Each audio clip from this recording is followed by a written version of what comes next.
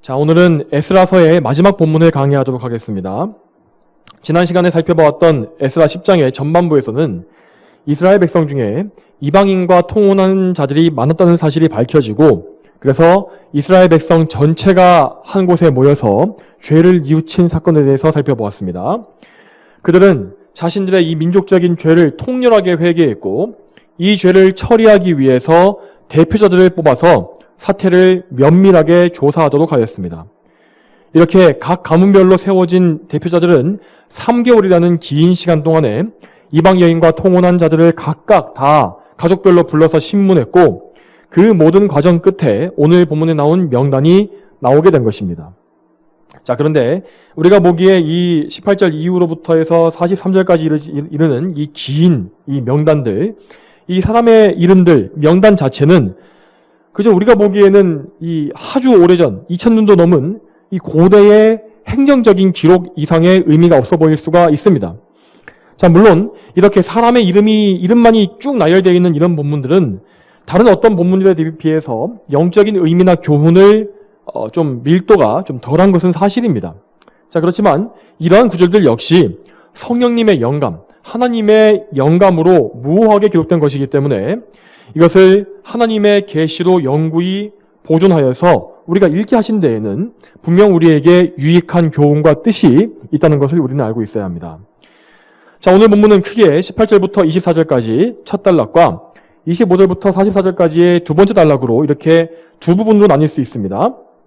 먼저 18절부터 24절까지에는 제사장과 레위인의 가문에서 범죄한 자들의 명단이 나오고, 두 번째 단락인 그 이후에는 성전 사역자들을 제외한 일반 백성들 가운데 범죄한 사람들의 명단과 그리고 모든 일의 최종 결론이 나오고 있는 것을 볼 수 있습니다. 자, 먼저 첫 번째 단락, 첫 번째 본문을 좀 보겠습니다. 이 범죄한 자들의 명단은 그 처음부터 대단히 충격적인 내용으로 시작됩니다. 이 전체 명단에 나와 있는 사람들의 총수는 113명인데, 113명인데, 그 중에서 제사장 가문을 비롯한 레위인들, 이 레위 지파의 이 사람들이 차지한 수가 무려 4분의 1이나 되는 것입니다. 특히 명단 가장 앞에 나와 있는 예수아 자손이라는 이름에서 이 예수아라는 사람은 스룹바벨과 함께 첫 귀환을 이끌었던 지도자, 대제사장이었습니다. 그처럼 막중한 임무를 맡았던 이스라엘의 큰 지도자의 자손들이 자신의 그 가문의 책임감을 망각하고 어리석고 악한 일을 범한 것입니다. 그리고 이 예수아를 비롯해서 20절부터 22절까지 나와 있는 임멜, 하림, 바스훌 역시 모두 이 80년 전에 1차 귀환 당시 다 제사장 가문이었는데, 에스라 2장으로 거슬러 올라가 보게 되면 1차 귀환 당시의 제사장 가문들이 한 개도 빠짐없이 모두 범죄자를 다 배출한 것을 확인할 수가 있습니다. 이 제사장의 가문들이 이 하나님 앞에 범죄한 일에 빠짐없이 다 포함되던 것입니다. 결국 유대 땅으로 돌아왔던 이 모든 제사장 가문이 율법을 범하는 이방 민족과 통혼하는 이 일에 앞장선 꼴이 되고 만 것입니다. 모범이 되어야 했던 이 영적 지도자들이 이렇게 죄를 지었다는 사실을 생각해 보게 되면 그들의 영적 지도를 받아왔던 일반 백성들의 영적 상태가 이 이방인과의 통혼 문제 외에도 어떠했을지 충분히 짐작해 볼 수 있을 것입니다. 이 제사장 가문에 속한 사람들은 하지만 이방인 아내들을 어쨌든 내보내기로 서약하고 속건 제물을 드렸다고 기록되어 있습니다. 자, 그런데 여기에서 속건 제물, 이 속건제라는 것은 율법을 몰라서 실수로 고의 없이 지은 죄에 대해서 드리는 제사였습니다. 레위기 5장 15절에 이렇게 나와 있습니다. 어떤 사람이 실수로 잘못하여 여호와의 성물들에 대하여 죄를 지었으면 속건 제물을 드려야 하는데, 내가 정한 성소의 세겔에 해당하는 은값만큼의 흠없는 순양을 양떼 가운데서 가져와서 여호와께 속건 제물로 드려야 한다. 그러니까 여기 나와 있듯이 실수로 잘못하여 잘 모르고 지은 죄에 대해서 속건 제물을 드리는 것입니다. 자, 이와 반대로 이 속건제 말고 속죄제라는 것이 또 있습니다. 속죄제는 스스로 알고 지은 죄, 자기가 고의성을 인정한 좀 더 심각한 범죄에 대한 제사 방식입니다. 자, 그런데도 이 제사장들은 속죄제를 드리는 것이 아니라 속건제를 드리고 있습니다. 따라서 우리가 낼 수 있는 결론은 이들이 제사장 가문에 속한 사람들이었음에도 불구하고 이방 여인과 통혼에 사는 것이 율법에 어긋나는 죄라는 사실을 잘 몰랐다는 것입니다. 만일 이들이 속건제를 택해서 드린 것이 잘못된 제사 방식이었다면 율법의 박사였던 에스라가 그 일을 가만두었을 리가 없지 않습니까?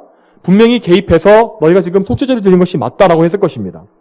그렇지만 이렇게 된 것이 아니라 속건제를 드림으로써 하나님께서 이것을 받아주신 것을 보았을 때 정말로 이 제사장 가문의 사람들은 율법을 제대로 알지 못해서 제사장 가문에 속해 있었음에도 불구하고 율법에 무지해서 이방인과 결혼하는 이 문제를 대수롭지 않게 생각해 왔던 것입니다.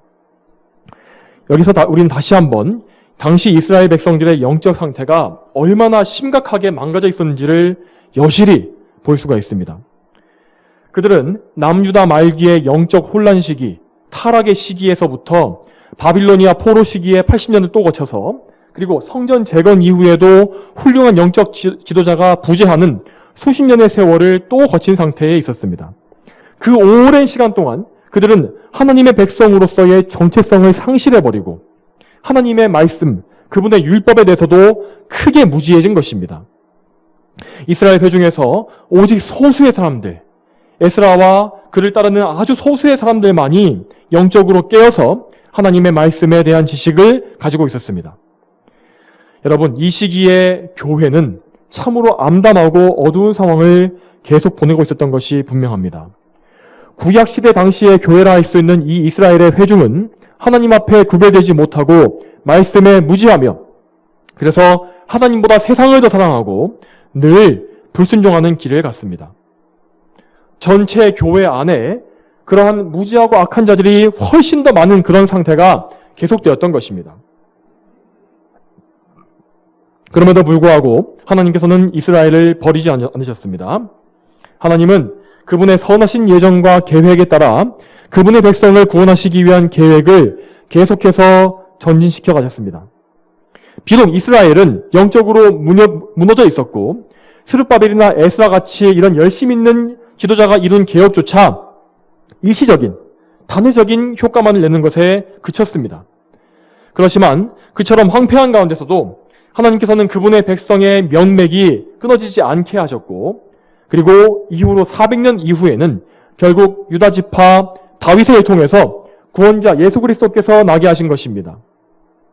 성경은 항상 우리 죄인들의 악하고 어리석은 죄악과 허물을 이 모든 과실을 감추지 않고 적나라하게 다 보여줍니다.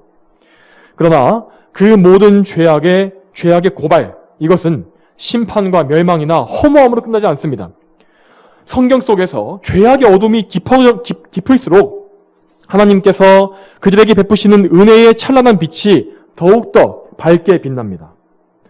또한 죄인들의 범죄가 더욱더 사악하고 더러워질수록 그 더러운 죄인들을, 소망 없는 죄인들을 건져내시는 하나님의 주권적인 구원이 더욱더 명확하게 높여지는 것입니다. 이제 이 제사장과 레위인들의 명단이 끝나고 나서 25절부터 나오는 일반 백성들의 명단을 좀 쭉 살펴보겠습니다. 자, 아까 말씀드렸다시피 이방인과 통혼한 백성들의 총수를 다 세어보면 모두 113명이 나옵니다. 이것은 이 하나님을 믿게 된, 그러니까 유대교로 개종한 이방 여인들은 제외한 수였을 것으로 생각됩니다. 아무튼 이 113명이라는 수를 생각해 보게 되면 여러분, 이 최초 귀환했던 1차 귀환자들의 수가 약 5만 명이었고 에스라와 함께 귀환했던 백성이 5천 명이었던 것을 생각해 봤을 때 전체 회중의 수에 비하면 좀 미미한 수에 불과했다라고 볼 수도 있을 것입니다. 그렇지만 여러분, 우리는 죄에 대해서 절대 안일하게 생각해서는 안 될 것입니다. 아무리 적은 수의 사람이 죄를 지었다 할지라도 그것을 하찮게 여기고 방치하게 되면 나중에는 훨씬 더 많은 사람들이 그 범죄에 동참하게 될 것이 분명합니다. 하나님께서 에스라와 같은 영적 지도자를 보내셔서 이 한 번의 개혁을 거치게 하지 않으셨다면 남유다의 백성들은 모두 이방 민족과 다 피가 섞여버려서 옛적에 북이스라엘의 10지파처럼 그렇게 변질되고 말았을 것입니다. 고린도전서 5장 6절에 이렇게 나와 있습니다. 너희는 적은 누룩이 온 반죽을 부풀게 하는 것을 알지 못하느냐. 이 말씀을 우리는 항상 기억해야 합니다. 우리 눈에 정말 사소해 보이는 죄라 할지라도, 온 교회 회중 가운데 단 한 명의 죄라 할지라도 그것을 회개하고 끊고 확실히 처리하지 않으면 그 죄는 분명히 순식간에 더 불어나서 결국에는 전체를 다 오염시키고 말 것입니다. 또한 여러분, 죄라는 것은 그 어떤 것도 사소하거나 작은 것이 결코 없습니다. 모든 죄는 다 지극히 높으신 하나님께 거역하는 대단히 무서운 것입니다. 단 하나의 죄라도 그것은 우리를 사망과 영원한 멸망에 빠뜨리게 할 만큼 대단히 치명적인 독극물이라는 사실을 우리는 잊지 말아야 합니다. 여러분, 다시 본문으로 돌아오겠습니다. 다시 본문에 돌아와서 이 명단에 나와 있는 백성들의 이름들을 다 보게 되면 그 이름들의 뜻이 거의 대부분이 여호와 하나님과 이 관계되어 있는 그런 의미를 갖고 있다는 것을 알 수 있습니다. 그 중에서 몇 사람의 이름만 추려서 말씀드리자면은 18절에 엘리에셀은 내 하나님이 도우신다라는 뜻이고, 그달랴는 여호와께서 크시다는 뜻이라고 합니다. 그리고 25절에 라мя는 여호와는 높으시다, 말기야는 여호와는 나의 왕시다 라는 의미라고 합니다. 이 제가 가진 박윤선 목사님의 주석에 보면 이 이름의 의미가 모두 다 나와 있는 그 표가 있는데, 정말로 그 중에서 어떤 일반적인 의미를 가진 단 몇 사람의 이 이름을 제외하면 정말 거의 대부분의 백성이 그 이름만큼은, 그 이름의 뜻만큼은 하나님을 두려워하고 높이는 올바른 의미를 갖고 있는 것을 알 수 있습니다. 그렇지만 이 사람들은 이렇게 좋은 이름을 가지고도 하나님의 말씀을 정면으로 거역하는 일을 하며 살아왔던 것입니다. 그들은 늘 조상들이 하던 대로 좋은 의미의 이름을 이 자녀에게 지어주긴 했습니다. 그렇지만 그 이름을 지어줬던 부모이든지 아니면 그 이름을 가진 자녀이든지 이 모든 백성이 실제로 하나님을 경외하진 않은 것입니다. 당시 이스라엘에게 있어서 하나님과 그분을 믿는 신앙이란 것은 하나의 어떤 민족적인 전통이요 문화였을 뿐이지 실제로 살아있는 믿음과 순종, 실천으로는 전혀 나오지 못했던 것입니다. 우리는 이 이름들의 의미를 잘 생각해 보았을 때 성령께서 이들의 이름을 이렇게 자세히 다 기록해 놓으신 그 이유에 대해서도 생각해 볼 수 있을 것입니다.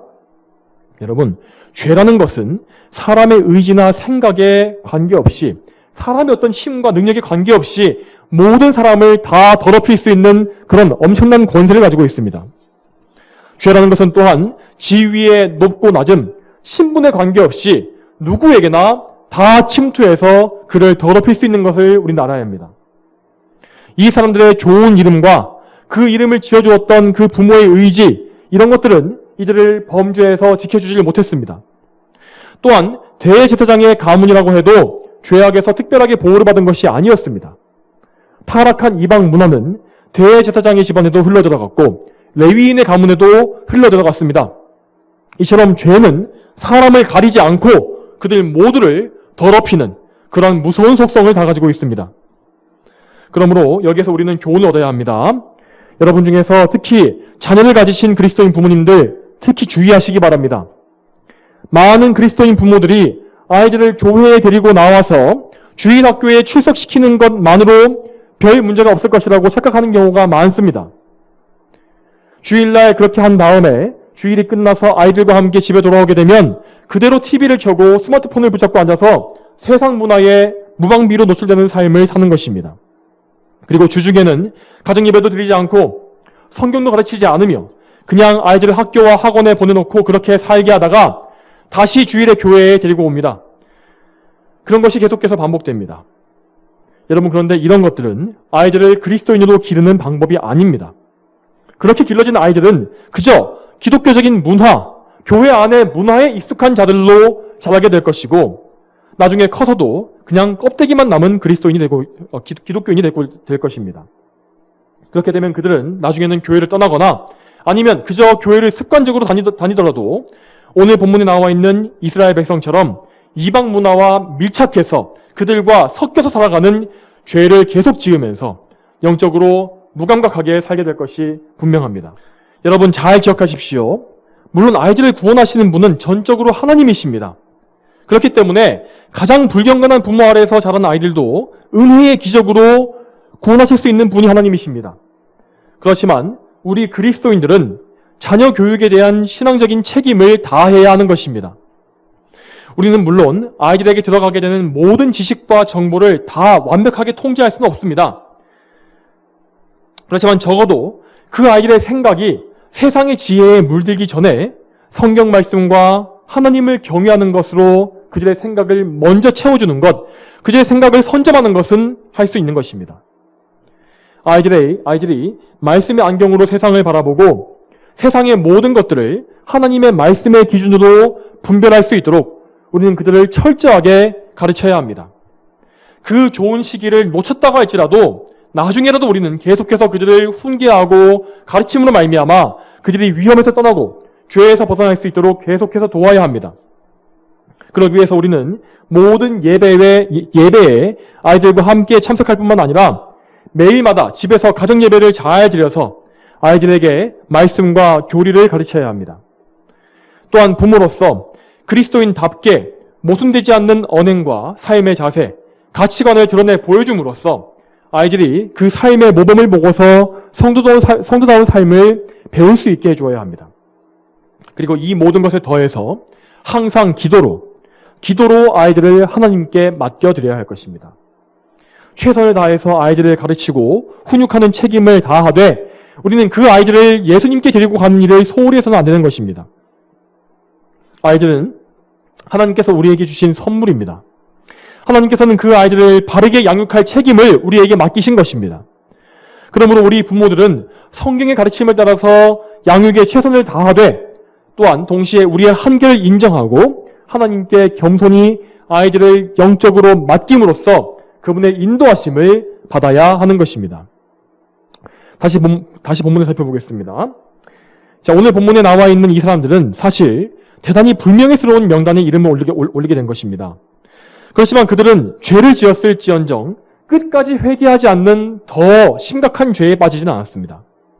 그들은 하나님의 은혜로 회개할 기회를 얻었고 또한 죄에서 돌이키게 되는, 그래서 회복되는 은혜를 얻었습니다. 그들은 용서받은 죄인으로서 성경 말씀에 기록되게 된 것입니다. 자, 그렇지만 그들이 용서받았긴 했지만 그들이 치러야 했던 죄의 대가는 결코 가볍지 않았습니다. 그들은 먼저 아내와 생이별하는 고통을 겪어야 했습니다. 심지어 44절에 보면 이 쫓겨난 이방인들 가운데에서 자녀를 낳은 자도 있었다고 합니다. 이 자녀의 양육을 어머니가 전담했던 당시의 시대 상황을 보았을 때 이 우상을 숭배하는 어머니 아래에서 길러진 자녀들이 올바르게 자랐을 리가 없습니다. 그들 역시 우상 숭배와 이방 문화에 깊이 물들어 있었을 것입니다.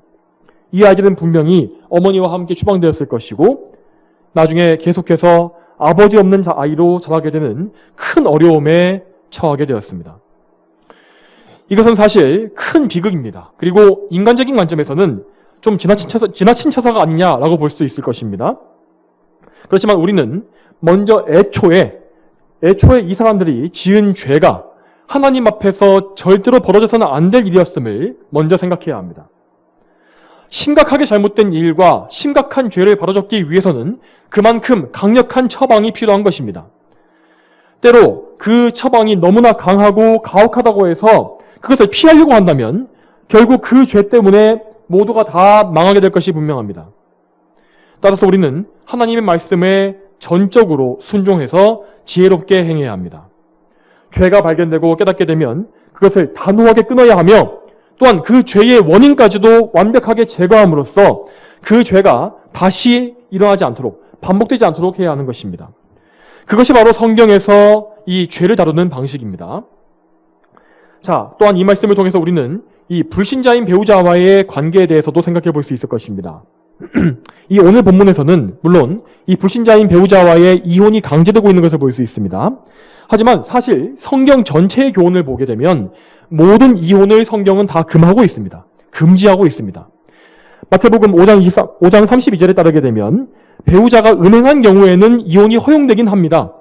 그렇지만 그 경우에도 무조건 갈라서라 라고 하는 것이 아니라 회개하고 음행에 대해서 회개하고 용서하고 다시 관계를 회복하는 것이 최우선입니다. 한 번 결혼한 남녀는 그것을 하나님께서 이어주신 것이기 때문에 사람이 임의로 그 사이를 갈라낼 수가 없습니다. 이혼은 결국 어떠한 경우에도 정당하지 않으며 결국 그 모든 원인은 사람의 죄다라는 것이 성경의 교훈입니다. 그래서 이 에스라 시대의 이방인 연주를 추방한 이 사건은 당시에 정말 특수하고 좀 다대적인 그런 시대적 상황 때문에 율법을 엄격하게 적용함으로써 벌어진 일이었습니다.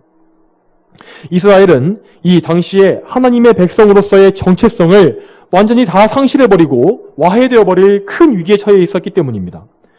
그리고 여기에서 쫓겨난 사람들은 우상숭배를 끝까지 포기하지 않았던 아주 극심한 우상숭배자들로서 자식들까지도 다 우상숭배에 물들였고 또한 남편과 다른 백성들에게도 악영향을 끼칠 수 있는 위험이 있는 사람들로 판명되었던 것입니다. 이스라엘은 한 번 나라가 완전히 망했었고 또 그래서 이방 나라의 포로로 끌려갔었던 큰 징계를 받았었습니다. 그리고 이제 와서 겨우겨우 아주 조금 살아나는 수준에 불과했습니다. 이러한 정말 엄청난 상황 속에서도 정신을 차리지 못하고 옛 조상들의 죄를 또 반복한 이 사람들은 사실은 정말 무슨 벌이라도 달게 받아야 할 그런 입장이었던 것입니다. 그러므로 오늘 이 본문은 불신앙의 배우자와의 이혼을 정당화하는 본문으로 볼 수가 없습니다. 자, 여러분, 그리스도인이라 할지라도 이 자기의 젊은 시절의 이 불신앙과 무지함 때문에 불신자와 결혼해서 살게 되는 경우를 우리는 많이 볼 수 있습니다. 자, 하지만 그런 분들은 이 불신앙의 배우자와 갈라서야겠다는 생각하는 것이 아니라 자, 이제 예수님 안에서 이전에 그 죄를 자신의 젊은 시절의 그 죄를 회개하는 가운데 자신의 배우자의 구원을 위해서 전심으로 기도하며 인내해야 할 것입니다. 또한 불신앙자 남편이나 아내라 할지라도 그가 이혼하기를 원치 않는다면 인내하며 함께 살아야 한다는 것이 신약 성경의 가르침이지 않습니까? 그러므로 배우자 구원에 대한 성경의 말씀을 항상 기억하시며 소망 가운데 배우자를 위해서 늘 기도하시기 바랍니다. 고린도전서 7장 16절에 이렇게 나와 있습니다. 아내된 이여 내가 남편을 구원할지 어떻게 알겠느냐? 남편된 이여 내가 아내를 구원할지 어떻게 알겠느냐? 이렇게 기도하는 가운데에서 불신앙의 배우자에게 악한 영향을 받지 않도록 항상 주의해야 합니다. 그 배우자 때문에 세상 문화에 물들거나 죄의 유혹을 받아서 믿음이 떨어지지 않도록 항상 힘쓰시길 바랍니다. 그리고 참으로 어려운 상황이지만 자신의 배우자의 지지를 받지 못하는 상황에서라도 여러분의 자녀만큼은 참으로 믿음으로 잘 키워낼 수 있도록 항상 기도하시며 애쓰시기 바랍니다. 여러분의 자녀를 철저히 교육시켜서 절대로 그들은 여러분과 같이 그렇게 불신앙의 배우자와 결혼하는 그런 비극을 맞이하지 않도록 그런 어려운 일에 처하지 않도록 반드시 항상 기도하며 힘써야 할 것입니다. 또한 여러분, 교회 안에 있는 분 중에서 이방 종교인과 자녀를 결혼시키거나 혹은 그렇게 결혼할 계획을 갖고 있는 분들은 잘 생각하시기 바랍니다.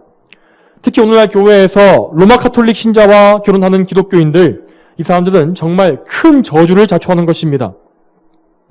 어떤 형식이든 어떤 종교이든 간에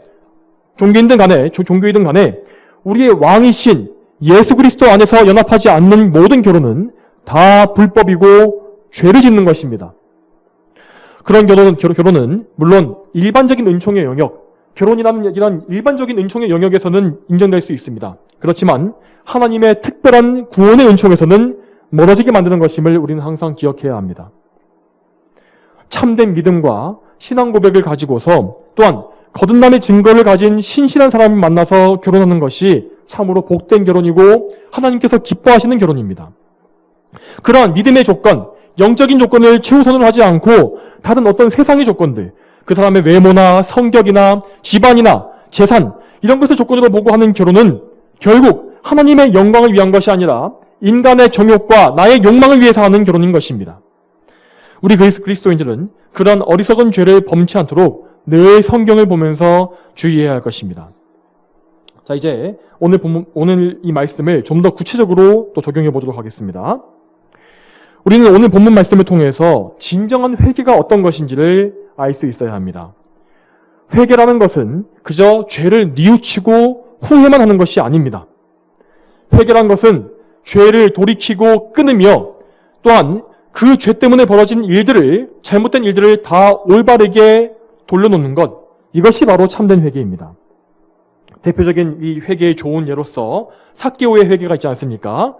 삭개오는 예수님 앞에 회개하면서 이제까지 자신의 죄로 인해서 벌어진 일들에 대해서 그것을 보상하는 일까지 함께 다 약속했습니다. 누가복음 19장 8절에 삭개오가 서서 주님께 말씀드리기를 주님 보소서 제 소유의 절반을 가난한 자들에게 주겠습니다. 또 제가 누구의 것을 착취한 것이 있다면 4배로 갚겠습니다. 이것이 참으로 회개한 자가 가지는 마음인 것입니다.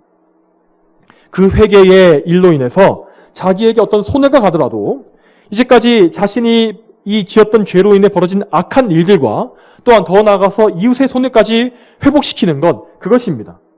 참으로 회개한 사람은 이것을 주저하지 않습니다.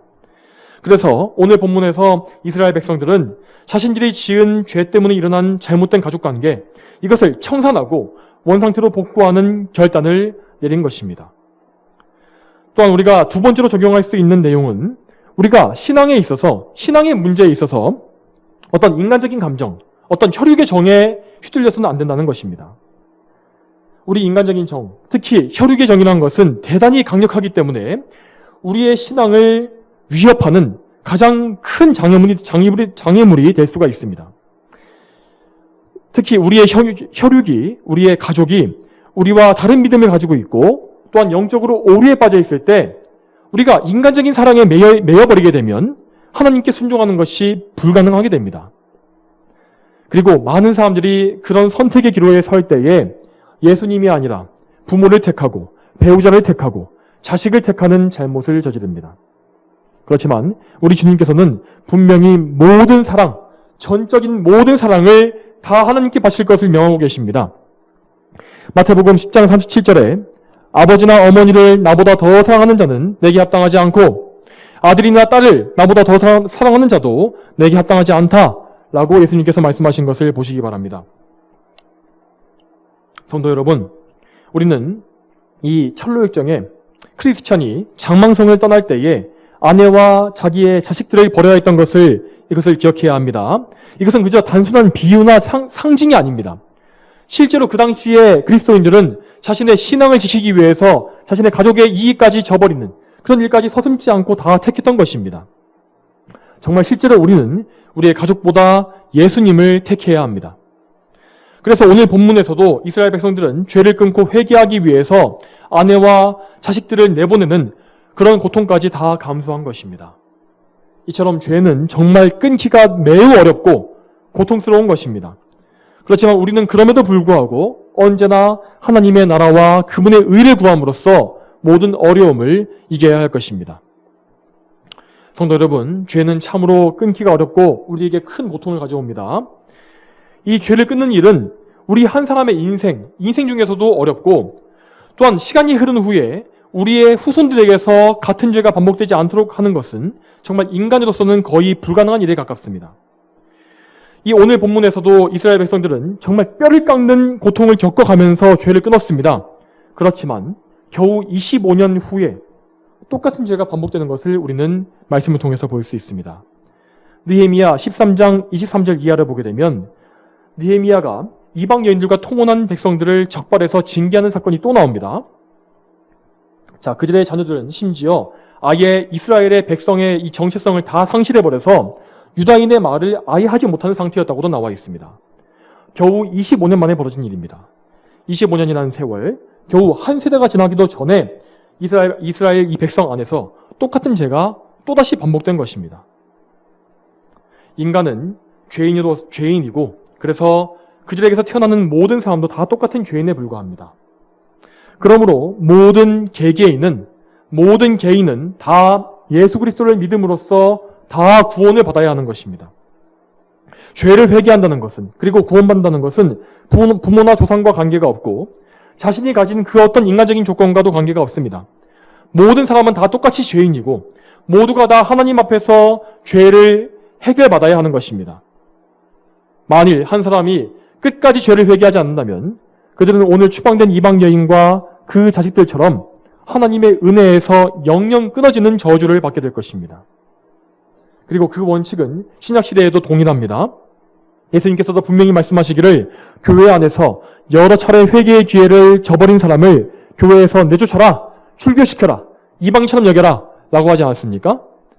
그러므로 우리는 죄를 지었을 때에 즉시 하나님 앞에 통렬히 회개해야 합니다. 물론 우리는 늘 범죄하며 죄를 반복하는 그런 속성을 가지고 있습니다. 그것은 우리의 후손도 마찬가지일 것입니다. 하나님의 완전한 의, 그 완벽한 의 앞에서 우리의 말과 행실과 생각, 우리의 전 인격은 늘 죄로 오염되어 있고 누추하기 짝이 없습니다. 우리는 이렇게 더럽고 연약한 우리의 상태에 대해서 항상 슬퍼하고 아파해야 마땅합니다. 그렇지만 우리는 우리의 상태, 이러한 죄된 상태에 대해서 괴로워하는 데에서만 멈추어서는 안 될 것입니다. 우리의 눈은 땅에만 멈춰 있어서는 안 되는 것입니다. 우리의 허물을 발견하고 슬픔의 눈물을 흘리게 되었다면 우리는 곧 그 눈을 들어서 하나님을 바라보아야 합니다. 우리의 죄를 해결해 주실 유일한 분, 우리의 죄를 대신 지시고 그 모든 대가를 다 치르신 우리 구주 예수 그리스도를 바라보아야 하는 것입니다. 예수님께서는 이 세상에 내려오셔서 이 땅 위에서 십자가에서 못 박히심으로써 이 땅 위에서 죄인으로 살고 있는 우리 모두를 대신하셨습니다. 그리고 그분은 우리의 죄를 다 처리하심으로써 멀리 던져버리셨고 다시는 그 죄를 찾아올 수 없게 만드셨으며 모든 우리의 더러움을 맑게 씻어주셨습니다. 또한 그분은 우리에게 반드시 있어야 할, 반드시 필요한 의를 대신 이루심으로써 우리 죄인들이 바뀌어서 의인으로 여겨지는 놀라운 역사를 다 이루어내셨습니다. 이 일을 통해서 예수님께서는 하늘에 계신 거룩한 아버지 하나님과 우리 사이에 계신 유일한 중보자가 되어주신 것입니다. 그분이 중보자로서 이루시는 중재, 이 중재는 실패하는 법이 없으며 그분의 중보는 늘 완전하여서 우리가 하나님 앞에 담대히 나아갈 용기를 얻게 합니다. 그러므로 오늘 이 말씀을 들으신 모든 분들은 죄를 회개하고 예수 그리스도를 바라보시기 바랍니다. 그분은 모든 죄, 우리의 모든 죄를 위한 하나님의 어린 양이십니다. 그분의 희생제사를 통하여서 우리는 하나님께 나아갈 수가 있습니다. 우리 모두가, 저와 여러분 모두가 이 믿음을 가지고서 그리스도 예수님 안에서 하나님을 기쁘시게 하는 거룩한 삶을 살게 되기를 소망합니다. 다 함께 기도하겠습니다. 거룩하신 아버지 하나님, 오늘도 하나님의 은혜 가운데 이렇게 하나님 앞에 예배를 드리며 말씀을 듣게 하시니 감사합니다. 특별히 오늘은 에스라서 본문을 다 마치면서 이 구약시대 이스라엘 백성들이 하나님 앞에 어떻게 회개했으며 자신의 죄를 어떻게 끊고 또 그 죄의 원인과 그 모든 결과를 어떻게 해결했는지를 또 우리가 보았습니다. 아버지와 저희가 또한 이 세상에 살면서 이스라엘 백성들과 같이 참으로 어리석은 죄와 허물이 많습니다. 우리 역시 이 백성들이 했던 것처럼 이 죄를 끊으며 또한 이 죄로 인해서 벌어진 모든 일들과 악한 것들을 다 없애버릴 수 있는 그런 단호함을 가질 수 있도록 도와주시옵소서. 우리의 죄가 많이 발견될수록 그렇게 할 수 있도록 도와주시며 또한 우리의 죄를 맑히시고 씻어주시는 우리 주 예수님께 의지하여서 하나님의 은혜 가운데에서 죄 용서받고 죄 사함 받아서 정말 하나님의 은혜로 하나님 앞에 담대하게 나아가는 그러한 삶을 살 수 있도록 도와주시기를 원합니다. 감사드리며 예수님의 이름으로 기도 올립니다. 아멘.